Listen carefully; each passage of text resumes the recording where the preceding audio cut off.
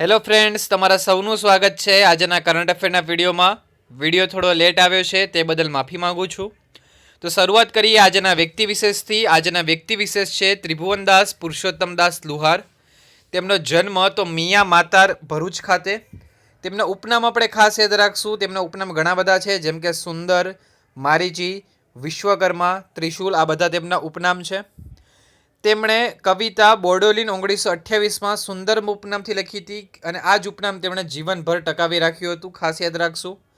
તેમની મહત્વની કૃતિઓ જોઈએ તો કાવ્યમંગલા, વસુધા યાત્રા, વાસંતી પૂર્ણિમા, દક્ષિણાયાન, પાવકના પંથે, રંગ રંગ વાદળિયા, મીન પિયાસી, અવલોકન, આ બધી એમની મહત્વની કૃતિ છે. તો ખાસ આપણે યાદ રાખશું. એમના ઉપનામ પણ યાદ રાખશું: સુંદરમ, મારીચી, વિશ્વકર્મા અને ત્રિશુલ.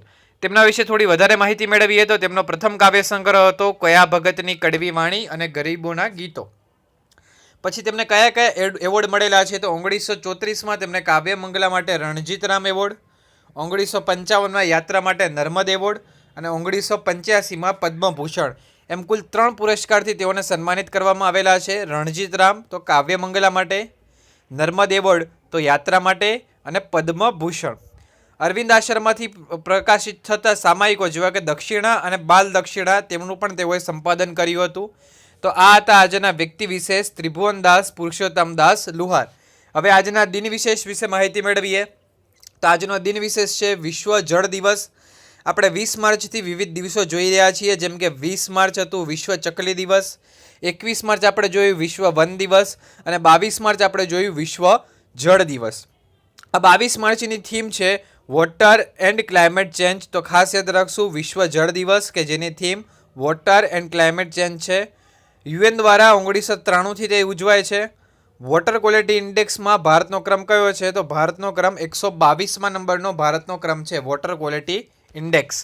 તો આ થયું આજનું દિન વિશેષ. હવે જોઈએ કરંટ અફેર રિલેટેડ ન્યૂઝ.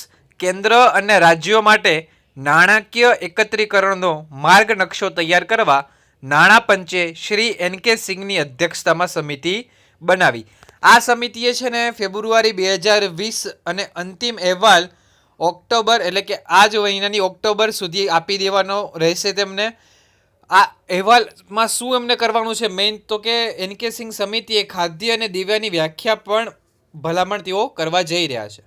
તો એન.કે. સિંઘ સમિતિ રિલેટેડ આપણે કરંટ અફેર જોયું. જોઈએ હવે નેક્સ્ટ ન્યૂઝ. હા ઓકે, ઉદ્દેશ જોઈ લઈએ ના. તો શું ઉદ્દેશ્ય છે આ સમિતિના તો નુકસાન ઘટાડવા અને સરકારનો વહીવટી ખર્ચ ઘટાડવાનો છે. કયા એક્ટ હેઠળ તો નાણાકીય જવાબદારી અને બજેટ મેનેજમેન્ટ એક્ટ 2003 હેઠળ. નાણાં પંચ કયાનું છે હેઠળ આવે છે તો 280 હેઠળ. મુખ્ય મથક નવી દિલ્હી. હાલનું 15મું નાણાં પંચ કાર્યરત છે કે જેના અધ્યક્ષ કોણ આવશે એન.કે. સિંઘ આવશે. ખાસ યાદ રાખશું વર્તમાનમાં કયું નાણાં પંચ છે 15મું કે જેના અધ્યક્ષ એન.કે. સિંઘ છે. હવે જોઈએ નેક્સ્ટ ન્યૂઝ.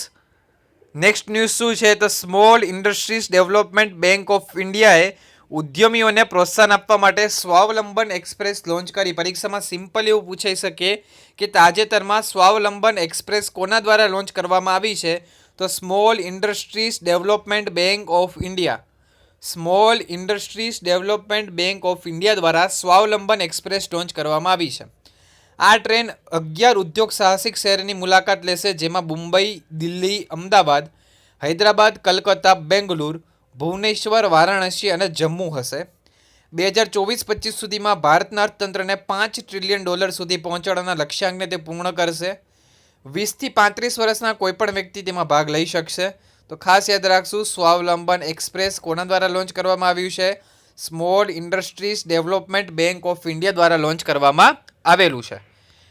નેક્સ્ટ ન્યૂઝ જોઈએ. ભારતના પી.કે. બેનર્જી મહાન પૂર્વ ફૂટબોલર છે, તેમનું નિધન થયું છે. તો ખાસ યાદ રાખશું કે જે મહાન વ્યક્તિઓના નિધન થતા હોય છે તે પરીક્ષાલક્ષી બની રહેતા હોય છે. ફિફાએ 20મી સદીમાં ભારતના મહાન ફૂટબોલર તેમને જાહેર કર્યા હતા. તેમનું નામ છે પ્રદીપ કુમાર બેનર્જી. તેમનો જન્મ પશ્ચિમ બંગાળ ખાતે થયેલ હતો. તેમને 1990માં પદ્મશ્રી અને 1988માં અર્જુન એવોર્ડથી સન્માનિત કરવામાં આવ્યા હતા. એવા પી.કે. બેનર્જીનું તાજેતરમાં નિધન થયેલ છે. પરીક્ષામાં સિમ્પલ એવો ક્વેશ્ચન પૂછાઈ શકે છે કે તાજેતરમાં નિધન પામેલ પી.કે. બેનર્જી કયા ક્ષેત્ર સાથે સંકળાયેલા હતા તો કે ભૂતપૂર્વ ફૂટબોલર એટલે કે રમતગમત ક્ષેત્ર સાથે. એવો પણ ક્વેશ્ચન પૂછાઈ શકે કે તાજેતરમાં ભારતના મહાન ફૂટબોલર પીકે બેનર્જીનું નિધન થયું છે, તેમનો જન્મ ક્યાં થયો હતો? તો કે પશ્ચિમ બંગાળ ખાતે. અને એવું પણ પૂછાઈ શકે કે નીચેનામાંથી કયા કયા એવોર્ડથી તેમને સન્માનિત કરવામાં આવેલા છે? તો ખાસ આપણે યાદ રાખશું, અર્જુન એવોર્ડથી તેમને સન્માનિત કરવામાં આવેલા છે. હવે જોઈએ next news. Tribal cooperative marketing development federation of ઇન્ડિયાએ આદિજાતિઓના વિકાસ માટે ટેક ફોર ટ્રાઇબલ પહેલ શરૂ કરી છે. હમણાં આપણે જોયું સ્વાવલંબન એક્સપ્રેસ એક લોન્ચ કરવામાં આવી, અને આ બીજું આપણે જોઈ રહ્યા છીએ tribal cooperative marketing development federation of ઇન્ડિયાએ શું લોન્ચ કર્યું છે? ટેક ફોર ટ્રાઇબલ નામની પહેલ લોન્ચ કરી છે. એનો હેતુ શું છે? તો આદિવાસી લોકોને ઉદ્યોગ સાહસિકતા પૂરી પાડવી એનો હેતુ છે. વન ધન વિકાસ કેન્દ્રોમાં માર્કેટિંગ માટે પણ આ પહેલ મદદ કરશે. પ્રધાનમંત્રી વન ધન યોજના 2018માં શરૂ થઈ હતી. ક્લિયર છે?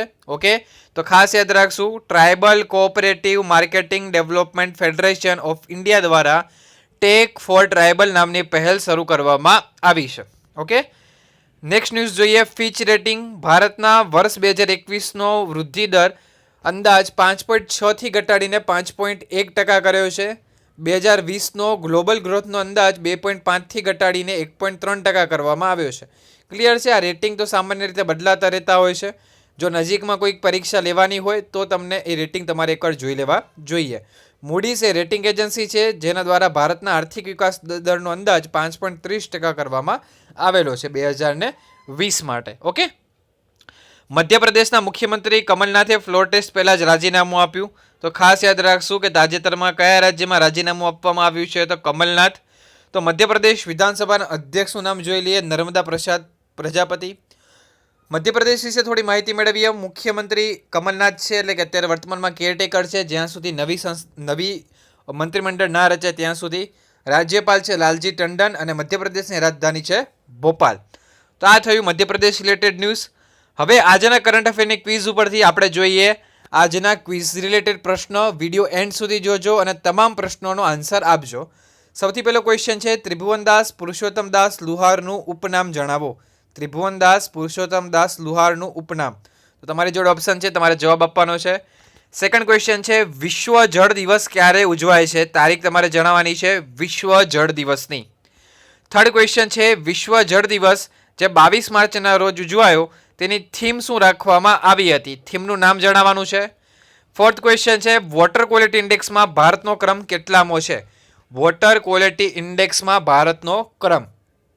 ઓકે મિત્રો, તમને એક ન્યૂઝ આપવાની હતી કે જે પણ મિત્રો બંધારણનું રિવિઝન કરવા માગતા હોય એ મારા વિડીયો તો જોતા જ હશે, પણ જે બંધારણનો આખો કોર્સ ભણવા માગે છે મારી જોડે, તો આ મોબાઈલ નંબર પર મેસેજ કરી શકે છે 7984769573. આ મારા મોબાઈલ નંબર છે. મારો અનએકેડમી પર કોર્સ આવવા જઈ રહ્યો છે ફેબ્રુઆરી મહિનામાં. તો આ કોર્સ વિશે તમારે માહિતી મેળવવી હોય અને કોર્સમાં ડિસ્કાઉન્ટ મેળવવું હોય તો તમે મારો કોન્ટેક્ટ કરી શકો છો. બિન સચિવાલય ક્લાર્ક હોય, STI હોય કે PI હોય, બંધારણની ઇન ડેપ્થ તૈયારી કરવી હોય, વિથ થિયરી તૈયારી કરવી હોય તો તમે 1 મહિના માટે અનએકેડમી સાથે જોડાઈ શકો છો. તો તમે આ મારા મોબાઈલ નંબર પર મને મેસેજ કરજો. ઓકે, નેક્સ્ટ ન્યૂઝ જોઈએ. નેક્સ્ટ ક્વેશ્ચન જોઈએ. તાજેતરમાં કેન્દ્ર અને રાજ્યોના નાણાકીય એકત્રીકરણ માટે નાણાપંચ દ્વારા એક સમિતિનું ગઠન કરાયું, તેનું નામ શું હતું? 6 ક્વેશ્ચન જોઈએ. ફિચ રેટિંગ દ્વારા ભારતનો 2021નો વૃદ્ધિ દર કેટલા ટકા અંકાયો? 7મા નંબરનો ક્વેશ્ચન જોઈએ. મધ્યપ્રદેશના રાજ્યપાલ કોણ છે? અને આજનો લાસ્ટ ક્વેશ્ચન, સિડબી દ્વારા લોન્ચ કરવામાં આવેલી સ્વાવલંબન એક્સપ્રેસ કેટલા ઉદ્યમ સાહસિક શહેરોની મુલાકાત લેશે? તો આશા રાખું છું તમામ મિત્રોને વિડીયો ગમ્યો હશે. તો ક્વિઝના તમામ આન્સર કમેન્ટ કરજો. તો મળશું નવા વિડીયો સાથે. ત્યાં સુધી જય હિન્દ, જય ભારત.